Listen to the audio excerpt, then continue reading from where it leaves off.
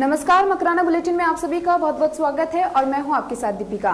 नागौर के कुचेरा थाना क्षेत्र के पालड़ी जोधा निवासी 37 वर्षीय युवक की पीट कर पड़ोसियों ने हत्या कर दी। वहीं मामले में बीच बचाव करने आए युवक के भतीजे को भी आरोपियों ने पीट कर घायल कर दिया।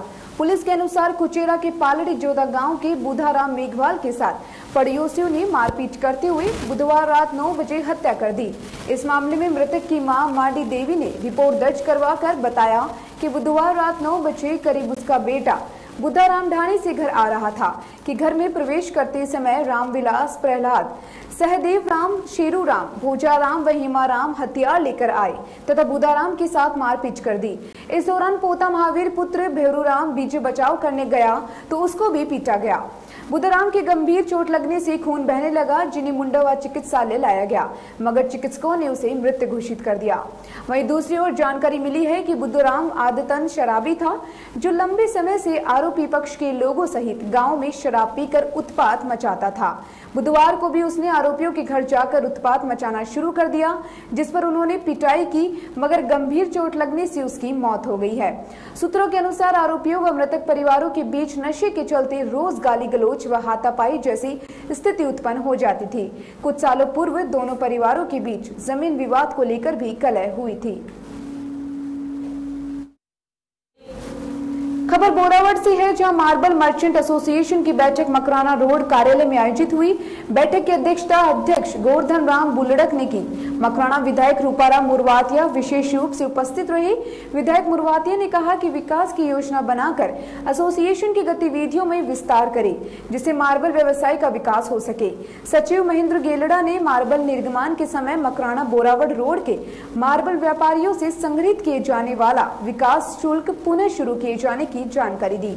इस मौके पर पुरुषोत्तम लाहौटी ने संस्था की वित्तीय स्थिति में अवगत करवाते हुए किसी भी मद का 5,000 से ऊपर तक का भुगतान करवाने के लिए प्रस्ताव रखा, जो सर्वसम्मति से पारित हुआ।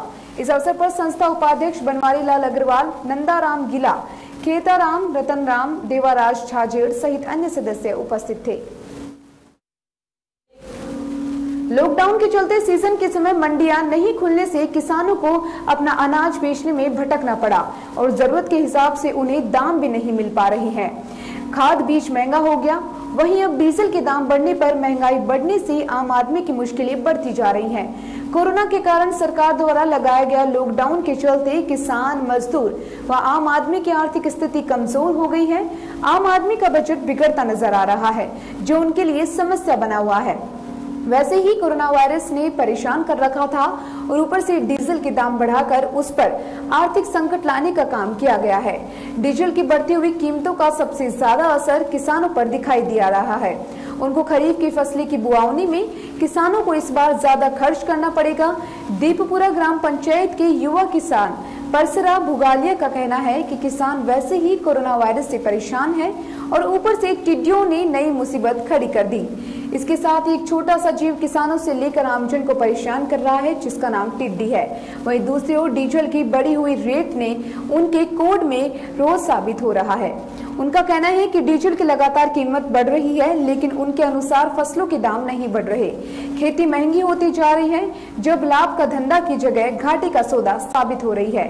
डीजल की रेट लगातार बढ़ा रहे हैं, जबकि अनाज के दाम घट रहे हैं, जिससे समझ में नहीं आ रहा कि ऐसे में कैसे खेती का लाभ धंधा बनेगा।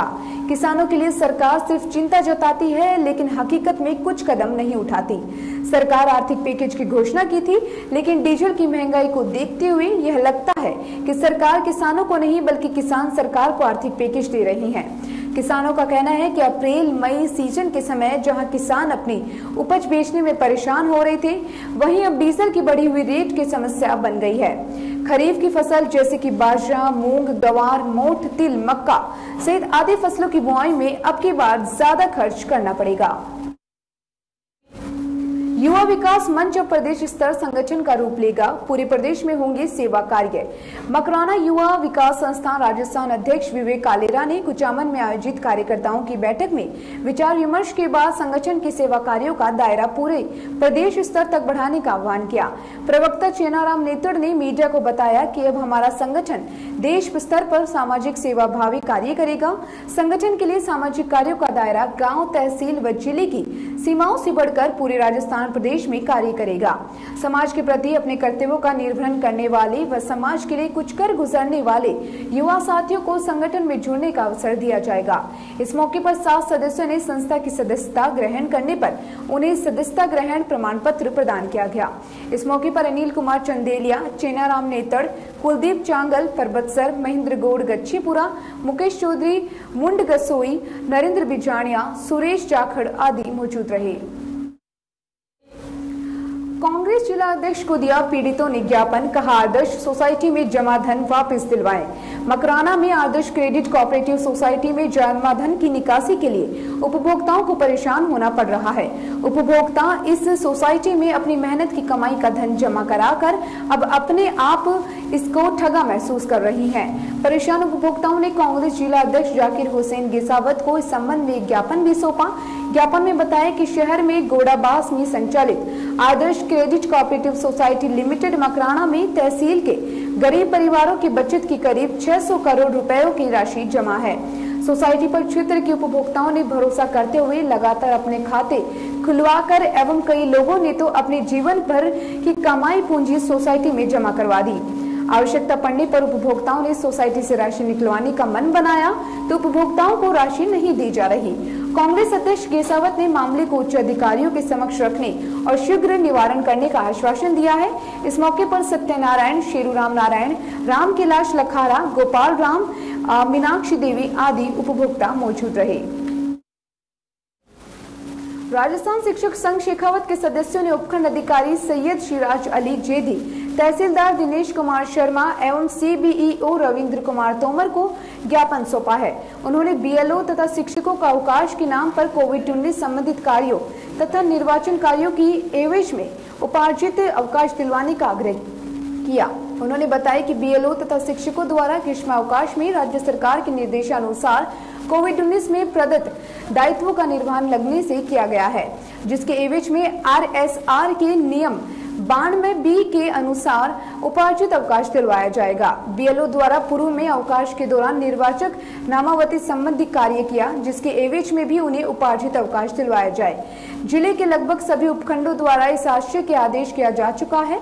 मकराना ब्लॉक के लिए भी आदेश जारी करवाए। ज्ञापन देते समय शाखा अध्यक्ष पंकज सिंह, मंत्री अर्जुन राम गांधी, जिला प्रवक्ता अब्दुल रहीफ, प्रांतीय कार्यकारिणी सदस्य चेतन प्रकाश, मंगनी राम हनुमान आदि मौजूद थे। मकराना शहर ब्लॉक कांग्रेस के उपाध्यक्ष द्वारा नगर परिषद के सभापति के खिलाफ जाकर कार्य करने पर शहर मंडल अध्यक्ष ने उन्हें पद से हटा दिया है। ब्लॉक कांग्रेस अध्यक्ष एडवोकेट अब्दुल शरीफ चौधरी ने बताया कि मकराना नगर परिषद में कांग्रेस का बहुमत है और सभापति और उपसभापति भी कांग्रेस पार्टी से है। वहीं ब्लॉक कांग्रेस के उपाध्यक्ष व पार्षद अब्दुल खालिद गेसावत ने नगर परिषद के सभापति के खिलाफ गतिविधियों करने वालों के साथ दिया। इस मामले की गहनता में जांच करवाई गई तो पार्टी विरोधी गतिविधियों की वजह से उपाध्यक्ष खालिद को पद से बर्खास्त कर दिया गया। खबर नागौर से है, जहां श्वेतांबर स्थान कवासी जयमल जैन श्रावक संघ के तत्वाधान में गुरुवार को जय गच्छीय संत डॉक्टर प्रदम चंद्र महाराज का 33वां दीक्षा दिवस श्रद्धा से मनाया गया। इस दौरान धर्म, ध्यान, तप, त्याग एवं दान पुण्य के कार्य किए गए। संघ के संजय पीछा ने बताया है कि 2 दिवसीय पावन प्रसंगों पर अखिल भारतीय श्वेतांबर स्थान कवासी जयमल जैन श्रावक संघ एवं JPP अहिंसा फाउंडेशन के तत्वाधान में समणी प्रमुखा श्रीनदी एवं समणी श्रुति निधि की ओर से उत्तर लाओ परम पद को पाओ ऑनलाइन ज्ञानवर्धक प्रतियोगिता का आयोजन किया गया। इसके अनुसार नागौर के श्रावक श्राविकाओं ने भाग लिया।